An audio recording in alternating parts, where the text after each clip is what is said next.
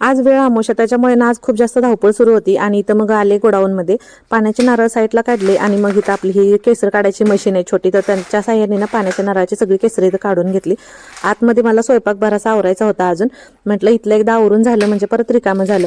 तिथून मग पटकन नारळ सोडले आणि पटकन घरात आले. मग आज मटकीची उसळ वगैरे बनवली होती, पण कसं झालं होतं की सगळाच किचन ओटा पूर्ण घाण झाला होता आणि त्यात कालच गावावरून आले होते आणि थोडीशी दगदग झाल्यामुळे तब्येत बी जरा ठीक नव्हती.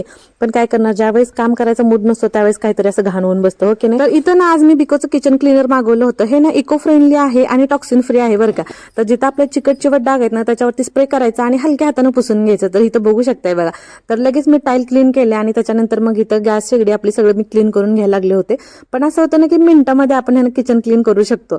आणि सगळ्यात महत्त्वाचं म्हणजे ना, जिथं फूड कॉन्टॅक्ट सरफेस आहे ना तिथं तर ते एकदम सेफ आहे.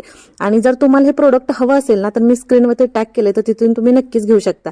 आणि इथं बघा मी आता इंडक्शन सुद्धा असं क्लीन करून घेतलं. मला तर फार कंटाळा आला होता, पण ह्यांना ना माझं सगळं काम हलकं करून टाकलं. आणि इथं बघा आफ्टर आणि बिफोर मध्ये तुम्ही फरक बघू शकता. हे बघा, तर आपल्याला परवडण्यासारखं आहे. तर कसा वाटला ब्लॉग मला नक्की कमेंट करून सांगा. भेटू परत छानशा ब्लॉग मध्ये, तोपर्यंत बाय.